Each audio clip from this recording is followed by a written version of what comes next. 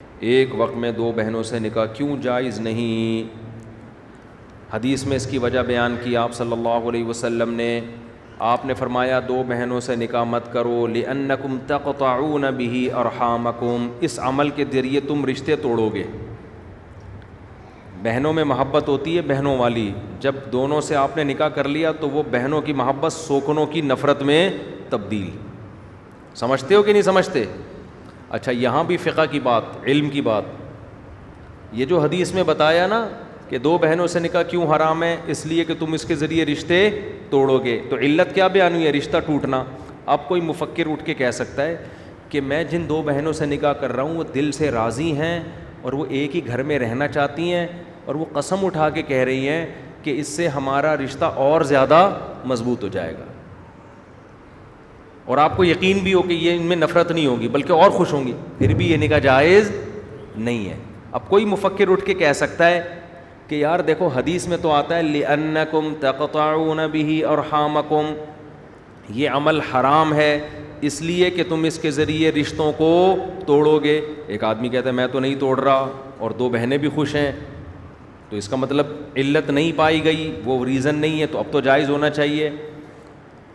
لیکن کسی بھی مفتی سے جو پڑھا ہوا ہوگا نا وہ کہے گا پھر بھی جائز نہیں ہے، چاہے محبت ہو سکتا ہے بلکہ دشمنی محبت میں تبدیل ہو جائے پھر بھی جائز نہیں ہے. وجہ کیا ہے؟ یہ چیز اصول فقہ میں پڑھنے کی ہوتی ہے کہ ایک چیز ہوتی ہے علت اور ایک چیز ہوتی ہے حکمت.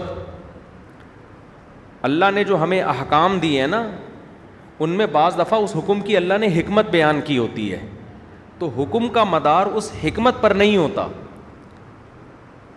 جیسے اللہ نے بتایا نا قرآن میں آتا ہے کہ ان تجمعوا بین الاختین، کہ دو بہنوں سے تم نکاح نہیں کر سکتے، یہ اصل علت ہے کہ قرآن نے منع کر دیا، اب یہ ہمیشہ کے لیے کیا ہو گیا؟ حرام.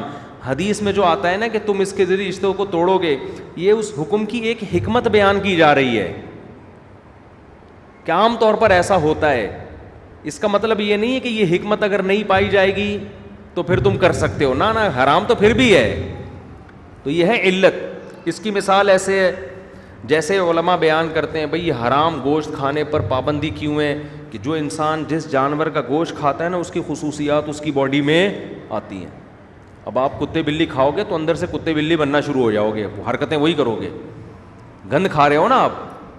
لیکن اگر کوئی کھا کے اور پولائٹ ہوتا جا رہا ہے، بلے کھا گیا اپنے محلے کے سارے، کتے کھا گیا، لیکن آپ نے دیکھا کہ پہلے بہت غصہ تھا آتا تھا، اب یہ پولائٹ بنتا جا رہا ہے، غصہ بالکل ختم، پھر بھی حرام رہے گا کیونکہ ایک چیز حرام ہے ہمیشہ کے لیے. تو حکمتیں ہیں. اللہ جو باپ کی وراثت اولاد کو دیتا ہے، باپ کی وراثت اولاد کو دیتے ہیں نا اللہ تعالیٰ، تو اس میں بہت ساری حکمتیں ہیں.